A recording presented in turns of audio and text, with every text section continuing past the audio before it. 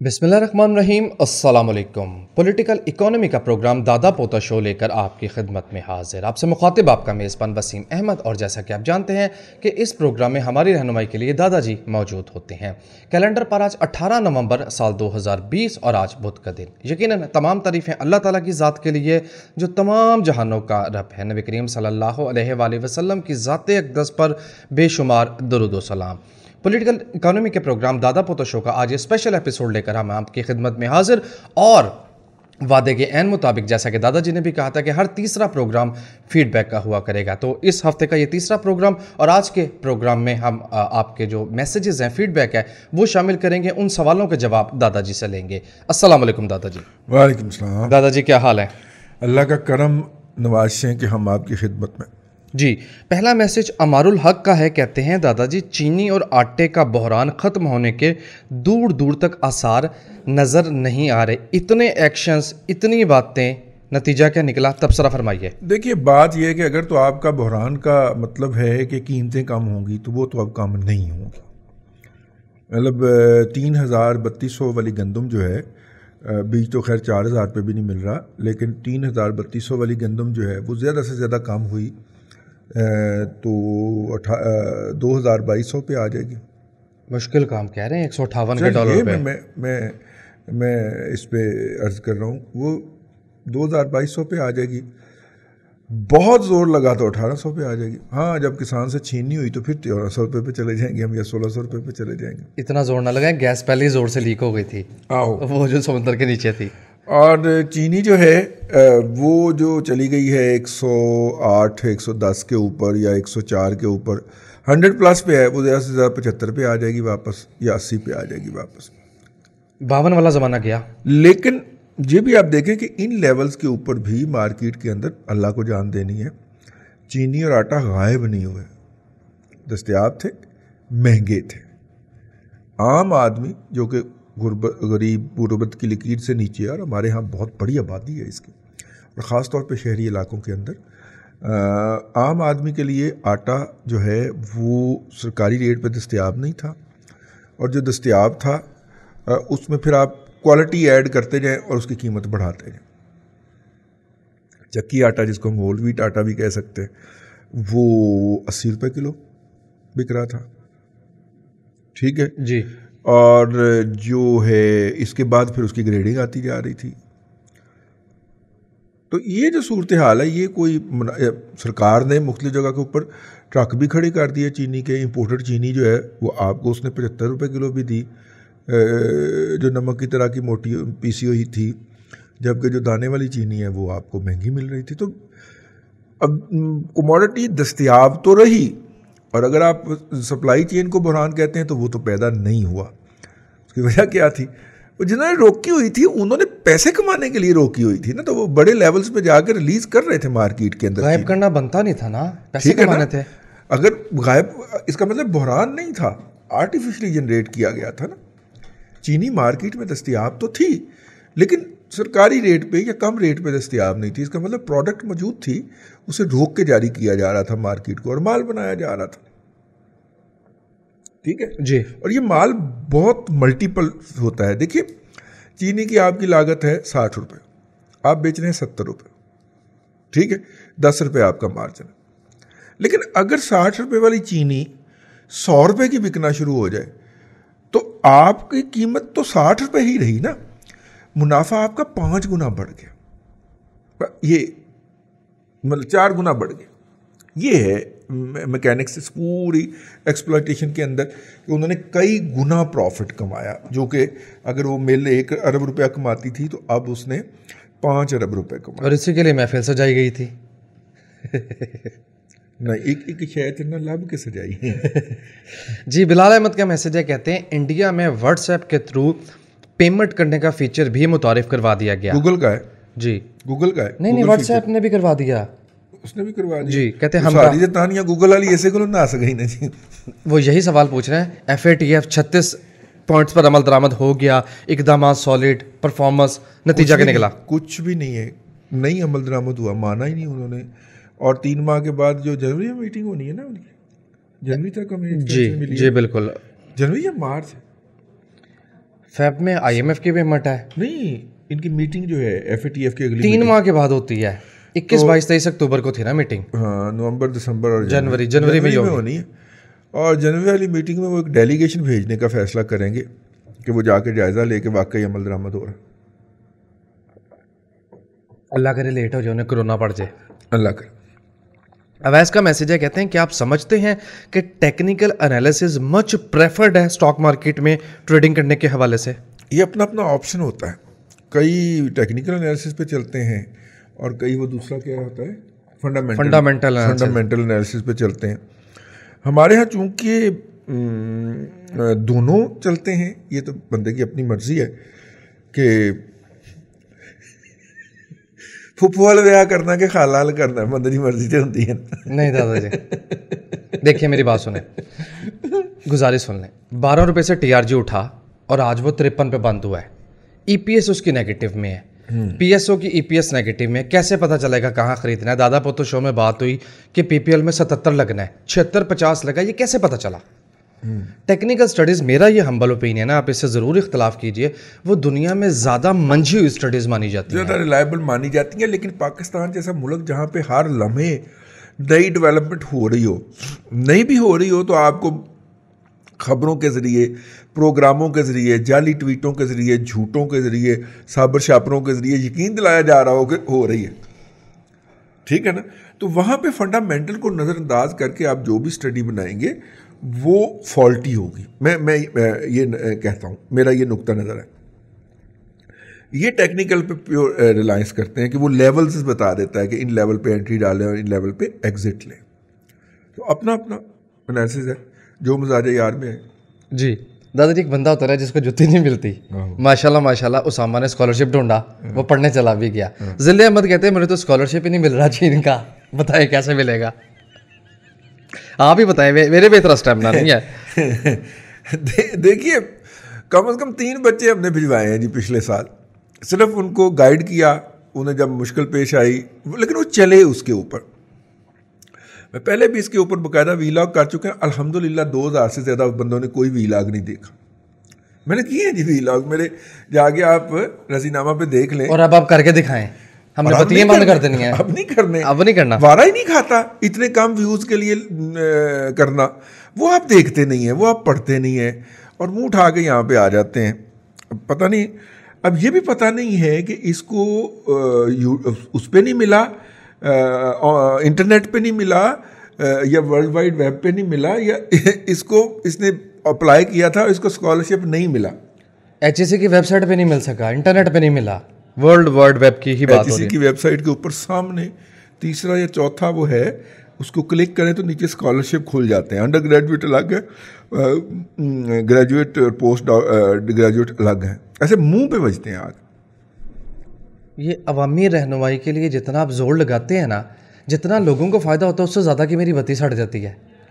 इसलिए रहने दे यार, बस करें। लोग इसकी तवज्जो नहीं करते ना, लोग इसकी तवज्जो नहीं करते। बेटे, जितनी तवज्जो से आपने वो ढूंढा है ना, उस तवज्जो में कुछ थोड़ा सा मीठा और पाओ, कमी रह गई, दोबारा ढूंढो। वहीं पे बाज़ दफ़ा आपको चीज़ नहीं ना मिल रही होती, माँ फिर किचन से उठ के आती है बताने के लिए, साथ में बुड़बुड़ाती हुई, और वो सामने रखी होती है, वो उठा के तुम्हें दे देती है, एक आधी डोई भी पड़ जाती है, साथ में शर्म भी दिलवाती है। ठीक है ना? ये वो वाला तुम्हारा मामला हुआ है जी। साद अली का मैसेज है, कहते हैं दादाजी तालीमी इदारे बंद होने का चांस कोरोना के पेश नज़र पूछ रहे हैं। देखिए, मतलब कि परसों तो बच गया था, परसों तो बच गया था। आज फिर मीटिंग है उनकी, देखिए इसमें बचता है कि नहीं बचता। 23 को उन्होंने कहा है, 23 से ऑनवर्ड वो इस पर मज़ीद फैसला करेंगे। जी। अब्दुल माजिद कहते हैं जहांगीर तरीन साहब के वापस आने से चीनी सस्ती होगी। अब लोग झुकते मार रहे हैं दादाजी। चीनी सस्ती होनी है, नई चीनी साल के शुरू होने से। उनके आने पे तो 200 रुपये तोड़ा बढ़ गया था 50 रुपये का जी, लेकिन क्रशिंग सीजन स्टार्ट हो गया, ये अच्छी बात है। यार मुझे याद है कि वो कट्ठी चीनी हम लेते थे ना, तो सामने कर हम 2600 रुपये का 50 किलो का तोड़ा मिलता था। तो यूँ हम 5000 में 2 ले आते थे। वो शक्ल देख के 200 रुपया वैसे छाड़ देता था ना, तो 5000 में उसने 2 गाड़ी की डिग्गी में रखवा देने, और यूँ पूरा साल जो था वो आराम रहना। और उस दिन मैंने जब ये खबर पढ़ी कि एक तोड़ा 5200 रुपये का हो गया, तो मुझे आग लग गई वाकई। और सीज़न में ये 2600 नहीं होता था, सीज़न में ये 2300 2400 के इर्द गिर्द होता था। जैसे कि आजकल सीज़न है, नई क्रशिंग का सीज़न है ना, तो इसे सस्ता होना चाहिए और ये 4500-4600 पे वापस नहीं आएगा। अप्रैल में आपको 5200 में नहीं मिलना, मेरे हिसाब से ठीक है, ख़रीद लें। ठीक है, नहीं अभी क्रशिंग शुरू नहीं हुई यार, दिसंबर का इंतज़ार कर ले, 15 दिसंबर के बाद ये फैसला कीजिएगा। जी, नूर अहमद का मैसेज है और आपने पूछा कि दादाजी 263% या 262% अद्वियात महंगी होने के बावजूद भी फार्मास्यूटिकल कंपनीज की ईपीएस में कोई इजाफा नहीं हुआ, एक बात। दूसरा आपने कहा कि दादाजी ऑपोजिशन जवाब साथ ना हो जाए। हाँ जी, जवाब साथ ही दे दें यार।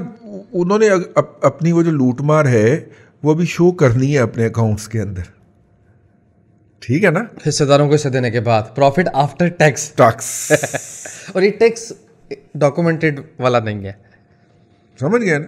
तो पहले वो जो प्राइवेट टैक्स देना है उन्होंने वो अदा करेंगे, वो पूल इन करेंगे, तो फिर शेयर होल्डर बंटवारे के बाद ही होता है ना, जाहिर है। जी, दूसरी बात आपने कही कि दादाजी ऑपोजिशन पार्टीज कहती हैं कि सी पैक पर काम बंद पड़ा है, जबकि चीनी सफीर का कहना है कि सी पैक पर काम चल रहा है। हकीकत क्या है?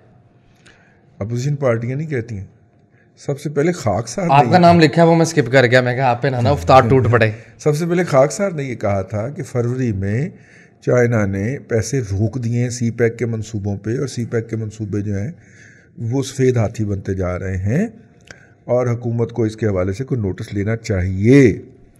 और जब फिर अमरीकी सबसे चीनी सदर की आमद मुलतवी हुई तो मोर तस्दीक साबित हो गई, ठीक है ना। जी, साकिब मुजाहिद का मैसेज है और आपने पूछा सवाल इसका क्या था भला? सी पैक पे काम हो रहा है या नहीं, हकीकत क्या है? सी पैक में काम, अगर आप हकीकत टीवी देखें तो बहुत ज़ोरों शोर से जारी है, ठीक है। और सी पैक के काम नहीं हो रहा, एक्चुअली ग्राउंड के ऊपर यही है, और नहीं हो रहा या नहीं करने दिया जा रहा, what ever the case is, नहीं हो रहा। लेकिन इख्तलाफी नुकता उनका भी यही है और मेरा भी कि फिर चीनी सफ़ीर ने ये क्यों कहा? चीनी सफ़ीर का आप ओरिजिनल बयान पढ़ें जाके। एक तो ये है ना कि आजकल मुतालब निकालने शुरू किए हुए हैं ना, हमारी 5वीं पुश्त की दोगली अबलागी जंग के मुजाहिदों ने अपनी मर्जी के मुतालब, उन्होंने ये बात नहीं कही जो आप तक पहुंचाई गई। उनका ओरिजिनल स्टेटमेंट पढ़े, मैंने भी पढ़ा था, हैं काम शुरू हो गया, जाके देखा तो अब देखें ना, 2.7 अरब डॉलर के लोन के लिए पाकिस्तान ने चाइना को अप्रोच कर लिया है ताकि ML1 मंसूबे पे काम का आगाज़ हो सके, ठीक है ना। अब वो केस बनेगा, वो जाएगा चाइना के बैंकों के पास, फिर बैंकों का कंसोर्शियम बनेगा, वो बैंकों का कंसोर्शियम फिर 2.7 अरब डॉलर देगा, तो उतनी देर में तो 2026 आ जाएगा ना। 2.7 अरब डॉलर आएंगी, अल्लाह पुटाएंगी। जी, साकिब मुजाहिद का मैसेज है, स्टॉक मार्केट के लिए व्हाट्सएप ग्रुप कब बना रहे हैं? जल्दी बना रहे। जी, बिलाल अहमद का मैसेज है, कहते हैं हफीज़ सेंटर के जलने से इकोनॉमी पे कोई बड़ा इम्पैक्ट आएगा? नहीं, क्या इकोनॉमी पे बड़ा इम्पैक्ट आना यार, ये छोटे छोटे कंट्रीब्यूशंस होते हैं, बिलियंस ऑफ डॉलर की इकॉनमी है, और बहरहाल लॉस तो है, लेकिन आप कहेंगे शहर की मईशत पे कोई इम्पैक्ट पड़ा है? हाँ पड़ा है। जो चीज़ पहले 10 रुपये की थी अब 100 रुपये की भी नहीं मिल रही। वो जो दिन थे ना जिन दिनों आग लगी हुई थी और पिछली कंसाइनमेंट नहीं पहुंचनी थी, बहुत सारे लोगों ने बहुत लंबी लंबी दिहाड़ियाँ लगाई हैं, नाकस से नाकस चीज़ उन्होंने 4-4 गुना कीमत पे बेची है, क्योंकि कंज्यूमर ने लेनी थी और आगे के जो मेन हब था, सेंटर था, वो हो गया। हफीज़ सेंटर और महाल रोड की मोबाइल मार्केटें जो है ये बहुत वल्नरेबल हैं टूवर्ड्स इस तरह के इंसिडेंट के, और हम बम के मुंह पे बैठे हुए। अभी देखा ना लोग किस तरह दिनों घंटों में करोड़ लाखपति से कखपति हुए। हमारे एक जानने वाले हैं, उनके दोस्त हैं, उन बेचारों ने अभी एक दिन पहले 9 करोड़ का मजीद सामान डाला था जो जल गया। एक दिन पहले पड़ा हुआ था 4-5 करोड़ का, वो और कोई नहीं है, उन्होंने कहीं से पैसे लिए और बिजनेस बढ़ाने के लिए सामान डाला, सारा कुछ चल गया। बेचारा। जी, कितनी ज़ाहिर है पेनफुल सिचुएशन होती है कारोबार करने वालों के लिए। जिक्र कर सकते हैं, अफसोस का इजहार कर सकते तमाम वो सवाल जो क्रिप्टो करेंसी से मुतल्लिक है, मिला के उनका जवाब ये है कि क्रिप्टो करेंसी पे हमने बहुत सी दफ़ा बात कर ली, मेरा ख्याल है अब इस पे बात नहीं करनी नहीं चाहिए। जी, नेक्स्ट मैसेज खुर्शीद आलम का है, कहते हैं कनाडा में मुकीम हूँ, ये बताइए कि एज ए ओवरसीज़ में पाकिस्तान के स्टॉक मार्केट में इन्वेस्ट कैसे कर सकता हूँ। वो जी एक नया चैनल खुला है गोल्डन रोशन डिजिटल। रोशन डिजिटल, उसके ज़रिए आप इन्वेस्ट कर सकते हैं, कोई मसला नहीं। आप वो अकाउंट खोलें पहले, उसके लिए बैंक डेजिग्नेट हुए, ठीक है, टैक्स की कंसेशन भी मिल जाएगी आपको एज ए फॉरेन इन्वेस्टर जब आप करेंगे तो। जी बिल्कुल ठीक है। नेक्स्ट मैसेज मेरे पास महबूब अहमद का है, कहते हैं मैंने ऑयल एंड गैस सेक्टर के शेयर खरीदे हैं, इन्हें होल्ड करूं या बेच दूं। देखिए इस वक्त ऑयल की प्राइसेस जो हैं वो थोड़ी सी नीचे गई हुई हैं। वैसे ये बात मुझे समझ नहीं गई, क्या सर्दियों में ऑयल एंड गैस उठा करती है, डिमांड बढ़ रही होती है, प्रोजेक्शंस अच्छी आ रही होती हैं, इस दफ़ा सर्दियों में भी बढ़ेगा? डिमांड के नंबर बहुत कमज़ोर है, ऊपर से कोरोना के बाद मौशी सरगर्मियां पूरी तरह बहाल नहीं हो पाई, असल में इशू ये है।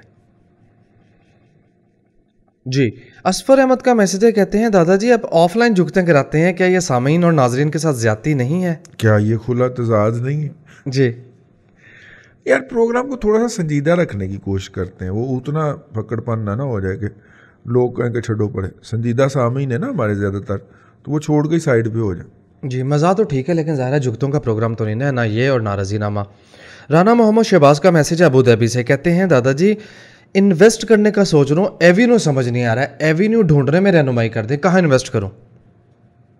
मेरा तो ख्याल है स्टॉक मार्केट बड़ी बेस्ट ऑप्शन है, भले यहाँ की हो भले यूएई की हो। हमें उनका नहीं पता ना कि उनका अपना क्या लेवल है, लर्निंग है, सस्टेनेबिलिटी है, क्या है, ठीक है ना। अगर ये हम सहाय से मांग के इन्वेस्ट करने का सोच रहे हैं तो अल्लाह ना करो, ठीक हो गया। तो इसलिए अर्ज़ है कि इस पे मेरा मतलब पहले आप थोड़ा सा अपना डिटेल प्रोफाइल लिखें ना, ठीक है, मुस्तकबिल में क्या इरादे हैं, फैमिली का साइज़ क्या है, लाइबिलिटीज़ क्या हैं, ये सारा कुछ लिखें तो फिर बंदा कोई मशवरा देने की पोजीशन में जी, होता है। स्वॉट एनालिसिस के बगैर नहीं होगा। नॉर्मली हमारे यहाँ दो ही एवेन्यू समझे जाते हैं, एक प्रॉपर्टी होता है, एक स्टॉक मार्केट होता है। और स्टॉक मार्केट में कौन सा एलिमेंट आ रहा है, जो पहले डॉलर ख़रीद के रख लिया करता था, वो एलिमेंट अब स्टॉक मार्केट में आ रहा है, ठीक है।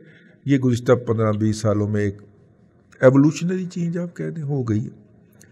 लेकिन ये नहीं होता कि एक फैमिली में से एक बंदा अगर इस पे आगाही हासिल कर लेता तो बाकी के 5 अफराद को भी आगाही हो गई, नहीं, ऐसा नहीं है। वो फिर आपको उस पर सारे अजहान तब्दील होते होते एक आध नस्ल लग जाती है। तो कुछ लोग तो आए हैं लेकिन ज़्यादातर लोग वहीं पे स्टिक करके बैठे हुए हैं, लर्निंग के हम दुश्मन होते हैं। आगे चलो जी, नेक्स्ट मैसेज यासिर का है, कहते हैं दादाजी मौशी एतबार से तुर्की की तरह छोटे साइजेस रखने चाहिए एडमिनिस्ट्रेटिव यूनिट के, या बड़े सूबे रखने चाहिए, इसका मैशर से कोई ताल्लुक है। एडमिनिस्ट्रेटिव जो है वो तो छोटा ही सूबा होना चाहिए। इस वक्त भी छोटा सूबा, छोटे यूनिट्स मौजूद हैं। यूनियन काउंसिल क्या है, एक एडमिनिस्ट्रेटिव यूनिट ही है ना। तहसील क्या है, एक एडमिनिस्ट्रेटिव यूनिट ही है ना। ज़िला क्या है, एक एडमिनिस्ट्रेटिव यूनिट। डिवीज़न क्या है, एक एडमिनिस्ट्रेटिव यूनिट। होता क्या है, होता ये है कि जो बार बार पाकिस्तान के अंदर मुसल्लत हो जाता है मार्शल लॉ, और उसके ज़रिए कुछ लोग आते हैं जो अब चाहते हैं कि मैं फैसलाबाद का घंटा घर बन जाऊं, सारे इख्तियारात मेरे गिर्द रिवॉल्व करें। तो वो सादकाबाद के चक नंबर 43 गाफ बे शुमाली के अंदर कायम लड़कियों के प्राइमरी स्कूल की टीचर के बारे में भी ये कहते हैं कि इसने छुट्टी लेनी है तो लॉ और एप्लीकेशन आएगी मेरे को, मैं इख्तियारात एक्सरसाइज करूं। तो क्या बनती है, मैक्सिमम ये पावर उसकी एईओ के पास होनी चाहिए बस। जब आप इस तरह की अहमकाना किस्म की पॉलिसियां इंट्रोड्यूस करवाते हैं, सिविल हुकूमतों से हमें गिरा है कि जब इनकी बारी आती है तो ये ऐसी पॉलिसियों को रिवर्स नहीं करते, रिवर्स कर दें। कुछ दिनों के लिए इख्तियारात गए थे लोअर लेवल के ऊपर, जब बुनियादी वो जो क्या है इलेक्शन निज़ाम इंट्रोड्यूस करवाया था, ज़िले हुकूमतों वाला? बल्दियाती इलेक्शन ज़िले हुकूमतों वाला कराया था। सारे मामला लोकल लेवल के ऊपर होना शुरू हो गए थे। मिनिस्टर को कोई मुंह नहीं लगाता था, एमएनए को कोई सलाम करने को तैयार नहीं था। उसका मसला, उसके मसाइल लोकल लेवल पे हल हो रहे थे। सबसे ज़्यादा डेवलपमेंट का काम हुआ है अगर हम देखें उस दौर के ऊपर।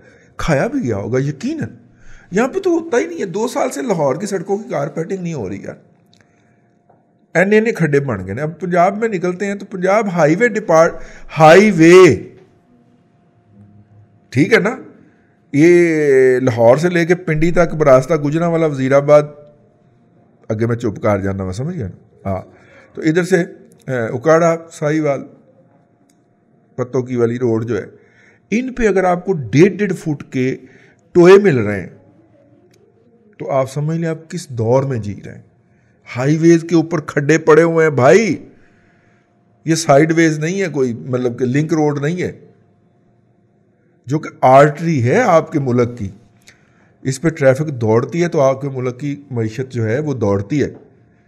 लेकिन अब पता नहीं हम क्या बात कर रहे थे। सड़क का और मईशत का एक जैसा हाल हो गया है जी। जो लास्ट मैसेज मैंने पढ़ा था वो छोटे एडमिनिस्ट्रेटिव यूनिट होने चाहिए तो या नहीं? जब आप लोकली लोगों के पावर कर देंगे, करनी आपने ब्यूरोक्रेसी को ही है, किसी के बाप को नहीं करनी। आप लोकल लेवल के अफसरों को एम्पावर कर दें, डेफिनेटली करप्शन होगी उसके अंदर, लेकिन लोगों की ज़िंदगियों में सुकून तो आ जाएगा ना यार। मैं 2,000 रुपये की टिकट लगा के लाहौर आऊँ और यहाँ पे आके 10,000 रुपया रिश्वत दे के काम कराऊँ। उधर इलाके में तो रिश्वत का रेट भी कम होगा ना, तो 4,000 तो उसका ये बचेगा, ज़लालत बचेगी, और हो सकता है वो 10,000 रुपये रिश्वत देने की बजाय 5,000 में ही काम करवा लें। ठीक है ना जी। तो दे दें उसको इख्तियार, लोकल अफसर को इख्तियार दे दें। ये ज़िले सूबे वाली जो है, ये सूबे वाली और नए सूबे वाली बहस ऑटोमेटिकली ख़त्म हो जाएगी, खुद ब खुद मार जाएगी अपनी मौत। जब ये गासिब आते हैं ना, जब वो अपनी ज़ात के गिर्द सारे इख्तियारात इकट्ठे करना। अब देखिए हर फौजी दौर के अंदर, अभी तो फौजी दौर ही है जी जी, हर फौजी दौर के अंदर आपको मजबूत फेडरेशन जो है उसका दर्स दिया जाता है। सदारती निज़ाम का हर फौजी निज़ाम के अंदर, हर फौजी दौर के अंदर कम से कम तीसरा दौर तो मैं शऊर की आंख से भुगत रहा हूँ जी। बस वाइंड अप करें। चलिए ले सामीन कराम, आज के लिए इतना ही, फिर आपकी खिदमत में हाजिरी होगी। अपना ख्याल रखिएगा, अल्लाह आपको सानिया अता करे और सानिया खल्क़ खुदा में तकसीम करने की तौफीक अता। आमीन। दादा जी बेहद शुक्रिया। नाज़रीन कराम, पॉलिटिकल इकोनॉमी के प्रोग्राम दादा पोता शो का आज ये खसूसी एपिसोड जो कि आपकी फीडबैक पर मुश्तमिल था, आप देख रहे थे। मैं उम्मीद करता हूँ कि आज का हमारा ये प्रोग्राम आपको पसंद आया होगा। अपने मेज़बान वसीम अहमद को दादाजी के साथ इजाज़त दीजिए। इंशाअल्लाह अज़ीज़ आपसे मुलाकात होगी कल तक के लिए अल्लाह हाफ़िज़।